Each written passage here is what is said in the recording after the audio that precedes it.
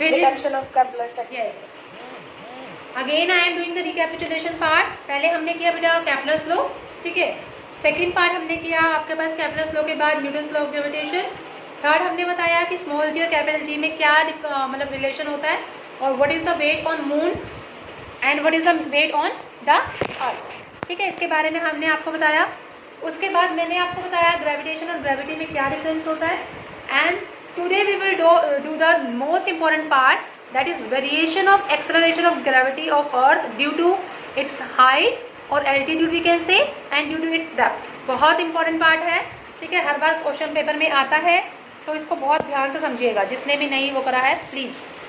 ठीक है, और बीच में अगर लेफ्ट हो जाओ तो please again join it out. Okay, plus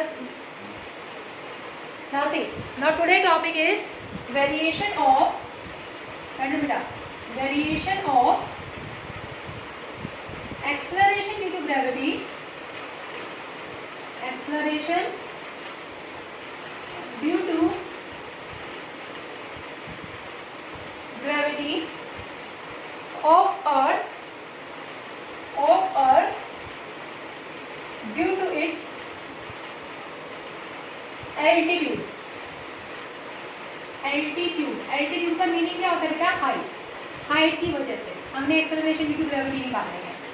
suppose करिए I am taking the example of a planet. ठीक है, कोई भी प्लैनेट के बारे में बात करते हैं. सपोज करिए अर्थ के बारे में बात कर रहे हैं. ठीक है, और वो सन के अराउंड रिवॉल्व करता है, ये हमें पता है. लेकिन वो अर्थ जो है उस सन के क्या है, किसी पर्टिकुलर हाइट पर है. ठीक है, तो या फिर अगर हम बात करें हमारे अर्थ और स्टार्स की, ठीक है, हमारे अर्थ यहाँ है तो हमारे स्टार्स बहुत दूर है उससे. ठीक है, तो वो भी क्या है, किसी पर्टिकुलर हाइट पर है, किसी पर्टिकुलर एल्टीट्यूड पर है. तो यहाँ से हमने क्या निकालना है, due to the effect of लिख लीजिए, due to the effect of altitude और हाइट. एल्टीट्यूड और हाइट की वजह से हमने क्या करना है इसके अंदर बेटा, we have to do it. अब आप कैसे करेंगे इसके अंदर, ड्यू टू एल्टीट्यूड की वजह से, कि आपके पास क्या है, एक अर्थ है. देखिए सबसे पहला पार्ट हमने ये अर्थ दिया. ठीक है, यहाँ पे कोई भी प्लैनेट है, सपोज कर लीजिए स्टार है आपके पास. तो उसके बाद ये स्टार जो है इस अर्थ की क्या है, किसी पर्टिकुलर हाइट पर है, किसी पर्टिकुलर हाइट पर है. और वो हाइट हम ले लेते हैं इस अर्थ के ए से बी पॉइंट पर, and that height is particularly H height. ये हाइट कितनी है बेटा, एच हाइट. और इसका रेडियस कितना है आपके अर्थ तक का, ओ पॉइंट से, that radius is known as your R. इसको एम कंसीडर कर लीजिए. कितना रेडियस है इसका, आर. तो ये टोटल हाइट कितनी हो गई, अगर ये एच है ये आर है, टोटल हाइट कितनी होगी अर्थ के सेंटर से, that is equal to 1. That is equal to R plus H. कितना हो जाएगा बेटा, आर प्लस एच. तो it means if this is R, this is H, then the total height is equal to R plus H. तो first of all we have to find the gravity at the surface of earth. ठीक है, या at the surface of planet, कैसे भी आप कर सकते हो. आपने क्या करा, इस अर्थ के सरफेस पर ग्रेविटी निकाली सबसे पहले, है ना. Gravity at the surface of earth. Earth के सरफेस पे जो ग्रेविटी निकलेगी वो क्या निकलेगी, G is equal to capital G. Mass इसका कितना ले लिया हमने, m. O पॉइंट से कितना ले लिया हमने मास अर्थ का, दैट इज m. रेडियस कितना है अर्थ का, कल हमने फॉर्मूला पढ़ा था, G is equal to Gm by r square. तो यहाँ से रेडियस कितना है इसका, r स्क्वायर. ये हो गया फर्स्ट इक्वेशन. ये है अर्थ के लिए, this is the G for earth. Now we have to consider the G for the another planet also. Earth के सरफेस से जो हमारा सरफेस से अर्थ के सेंटर से जो हमारा प्लैनेट है, उस प्लैनेट की ग्रेविटी क्या होगी. ठीक है, तो right, gravity eight height h, gravity eight height h. h height पर ग्रेविटी कितनी होगी, कोई बता सकता है, ग्रेविटी कितनी होगी, what is the value of G eight the surface of your planet. ठीक है, हाइट h पर उसकी ग्रेविटी कितनी होगी, तो बता सकता है बेटा. Instead of this r, what is the value of r here at this distance at a point, tell me. h. yes, तो gh कितना हो गया, ग्रेविटी एट हाइट, वो होगी बेटा gm by r plus h. whole square. This is your second equation. G is equal to gm by r square and G is equal to gm by r plus h whole square. Okay, now divide 1 and 2. Second को 1 से क्या कर दीजिए, आप divide कर दीजिए. Divide second by 1. जब आप डिवाइड करेंगे what you get? gh by g is equal to gm by r plus h whole square divide by gm by r square. Okay, तो यहाँ से कितना होगा, gm gm cancel out, what you get, r square by क्या रह जाएगा आपके पास, बताइए. You will get r square by r plus h whole square. Up to here any problem to anyone, बताइए बेटा. So this is the value of gh by g, that is r square by r plus h का whole square. यहाँ से हम क्या करेंगे, r square को common निकालिए, r को कॉमन निकालिए. After taking r common, you get r square by r square को कॉमन निकालेंगे, what you get, r square का मतलब 1 plus h by r का whole square. समझ आया ये कैसे आया? I had taken r common. जब r common आएगा then square is also there. Take out r square common outside. What you get? Here you get 1 plus h by, and this r will come in the denominator part and raised to the power 2. Okay, r square and r square क्या हो गया, cancel out हो गया. then what do you get, यहाँ पर क्या मिला आपको, gh is equal to, इस g को यहाँ ले जाइए, g, क्या मैं इस पावर को ऊपर लेकर जा सकती हूँ in the numerator part? Shall I take it? Yes, we can take. Okay, what do we get, 1 plus h by r raised to power minus 2. Okay, now we have to apply the binomial theorem here. अब हमें क्या apply करना बेटा, binomial theorem. और binomial theorem में आपको कुछ ज़्यादा लंबा चौड़ा लेक्चर नहीं तैयार करना. It is just a simple part in the case of physics, because mathematics में ये पूरा चैप्टर है बाइनोमियल थ्योरम के ऊपर, तो हमें यहाँ पे पूरा पार्ट नहीं करना होता.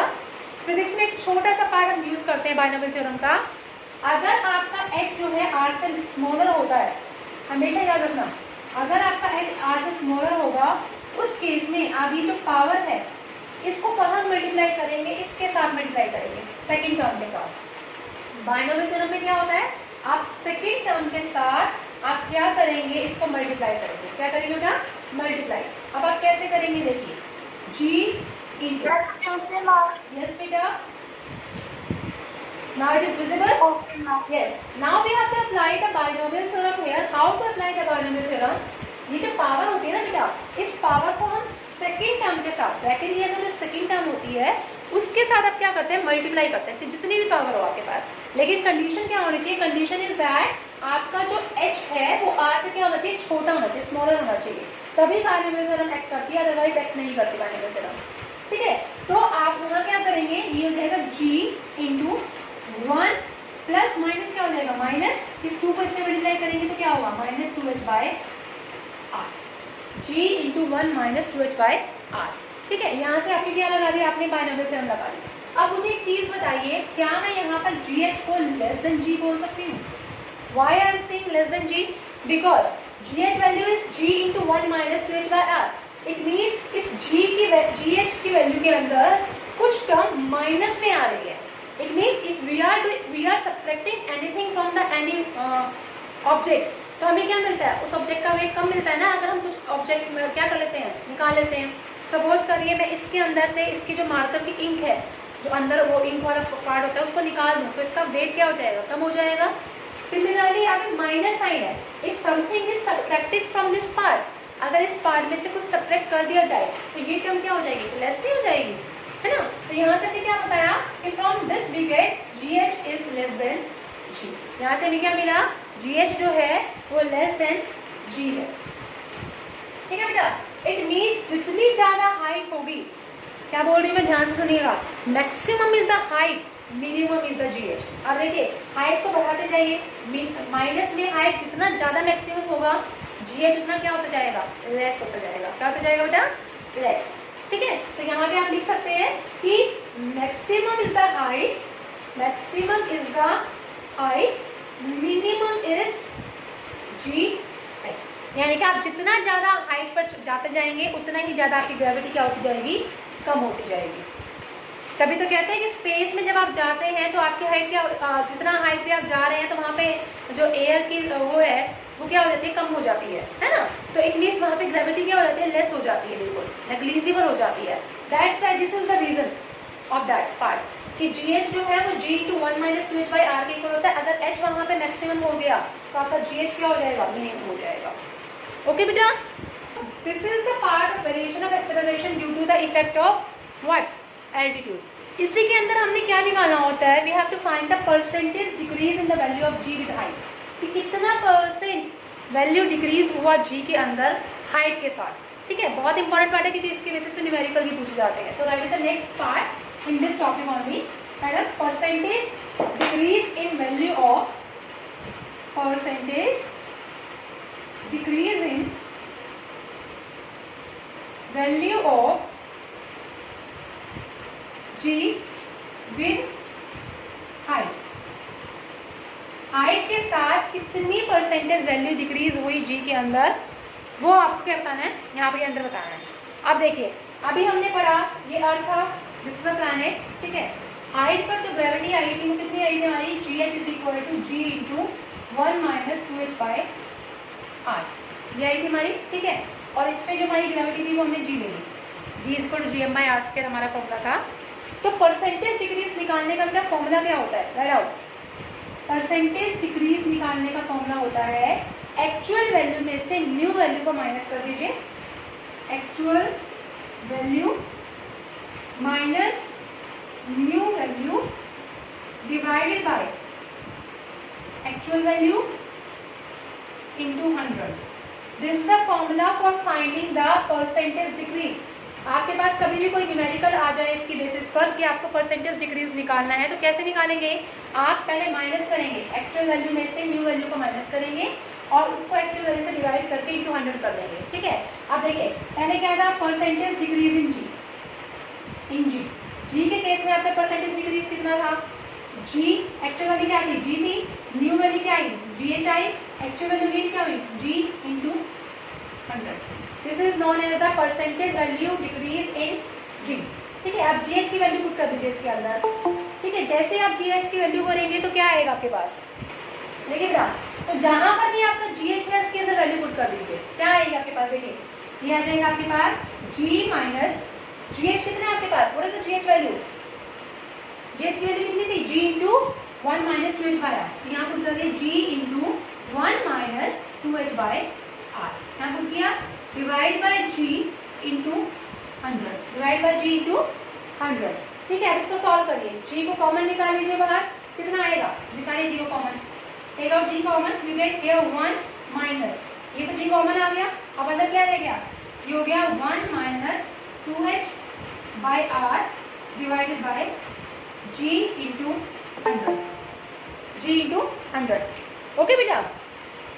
Then now solve it, G and G cancel out, आपके पास क्या रहेगा, माइनस साइन को अंदर लेकर जाइए बेटा। जब आप अंदर लेकर जाएंगे तो आपके पास क्या आ जाएगा, you will get the value, क्या वैल्यू आएगी आपके पास अब यहाँ पर, दैट इज 1 माइनस साइन अंदर गया तो ये 1 as it is, minus minus plus 2h/r upon G तो है ही नहीं, इंटू 100, 1 से 1 क्या हो गया, कैंसिल आउट हो गया।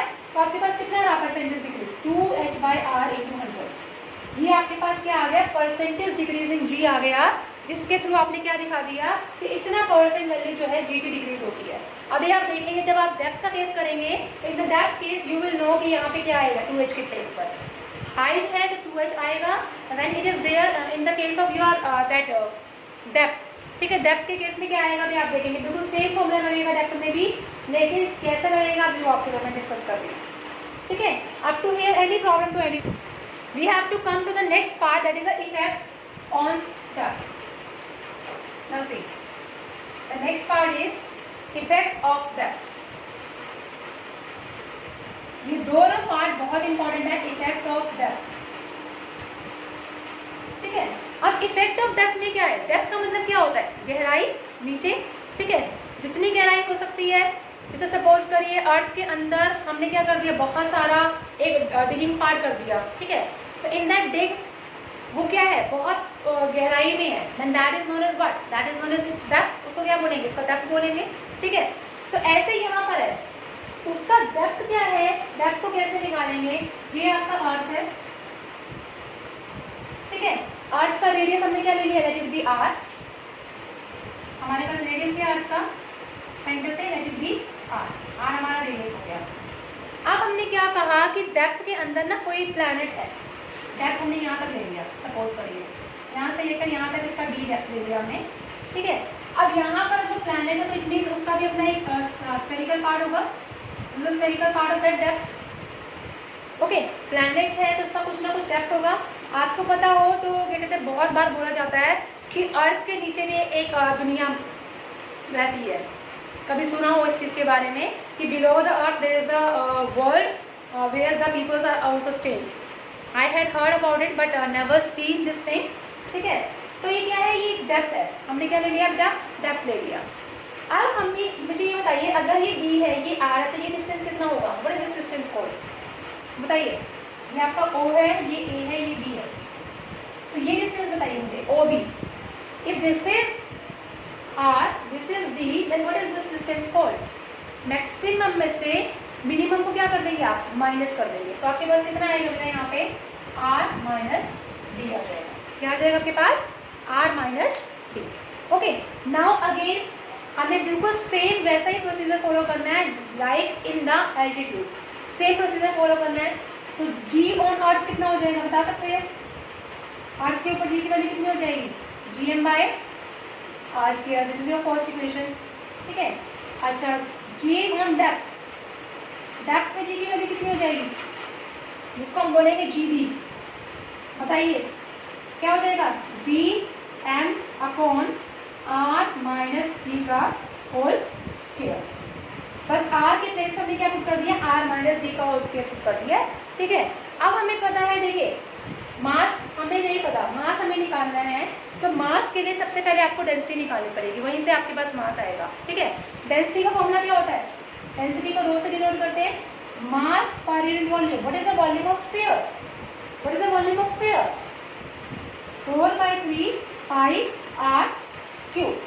वॉल्यूम ऑफ स्फीयर कितना होता है बेटा, 4/3 पाई आर क्यूब। अब आप यहाँ से m निकालिए, m कितना हो जाएगा, m is equal to 4/3 pi R cube into rho, इस रो के साथ इसको मल्टीप्लाई कर दीजिए, 4/3 pi R cube into rho, ठीक है। अब आपने क्या करना है, इस g के अंदर और इस g के अंदर वैल्यू पुट करनी है। पहले आप g के अंदर पुट करिए, ये g के अंदर कितना हो जाएगा बेटा आपके पास, g m के प्लेस पे आप क्या लिखोगे, 4/3 pi R cube rho by R square, by R square. इससे ये कैंसिल आउट हो गया, what is it, 4/3 pi R rho G, ये आपके पास रहेगा। Similarly if we are talking about gravity on depth, depth के अगर केस में कर रहे हैं तो डेप्थ के केस में कितना होगा बताइए, सिमिलरली ऑन जी डी कितना आ जाएगा आपके पास यहाँ पे, 4/3 pi, instead of R we will write R minus D, R के प्लेस में क्या पुट कर दिया बेटा, आर माइनस डी को पुट कर दिया, तो होगा 4/3 pi R minus D into G into rho, ठीक है। तो आपने इसको कंसीडर कर लिया था third equation, and this is known as your fourth equation.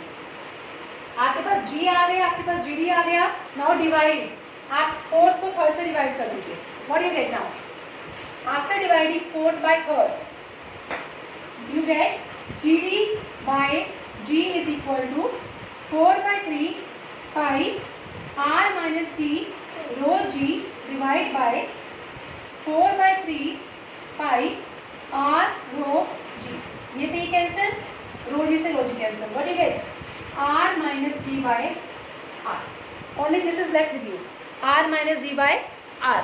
अब आप यहाँ से क्या करेंगे, आर को दोनों के बीच डिवाइड कर दीजिए, what you get, R by R is -1 और यहाँ पे रहेगा D by R, 1 minus D by R. तो जी डी किसके इक्वल हो गया, G D is equal to G into 1 minus D by R, 1 minus D by are.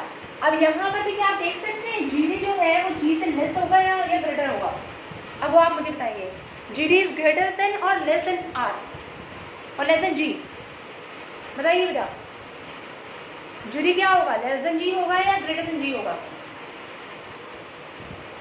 Let me know. Minus हो रहा है, 1 में से कुछ माइनस हो रहा है, जब भी कोई चीज़ माइनस होती है तो वो क्या हो जाएगा, लेस देन हो जाएगा। ओके, तो शैल वी से है कि GD जो है इस केस में GD is less than G। Can we say कि डेप्थ जो है, डेप्थ पे जो ग्रेविटी है वो रियल ग्रेविटी से क्या है, लेस है, क्योंकि उसमें से क्या चीज हो रही है, कुछ चीज कम हो रही है। ठीक है, -d हो रहा है उसके अंदर, -g/r हो रहा है। तो ऐसे अगर मुझे इसका परसेंटेज डिक्रीज निकालना है तो मैं परसेंटेज डिक्रीज कैसे निकालूंगी, how to find the percentage decrease. Percentage decrease उसमें फॉर्मूला था 2h/r × 100। यहाँ पर 2h के प्लेस पे क्या है, d है, सिंपल। तो आप क्या लिखेंगे, d/r × 100। ये आपका क्या आ जाएगा, परसेंटेज डिक्रीज आ जाएगा due to the effect of your depth. यहाँ तक बताइए बेटा, किसी को कोई problem? So dear student, this is all about today's part. This topics are very important. तो आपको कहीं पर भी कोई भी किसी तरह की प्रॉब्लम हो रही हो तो प्लीज़ आप हमें कमेंट कर सकते हैं हमारे यूट्यूब चैनल पर, या फिर आप हमें कमेंट कर सकते हैं हमारे ईमेल आईडी पर, दैट इज़ ledclasses@gmail.com। और जितना हो सके प्लीज़ आप शेयर करिए हमारी वीडियोस को, लाइक करिए और सब्सक्राइब करिए, so that you will get your daily notification. Thank you so much.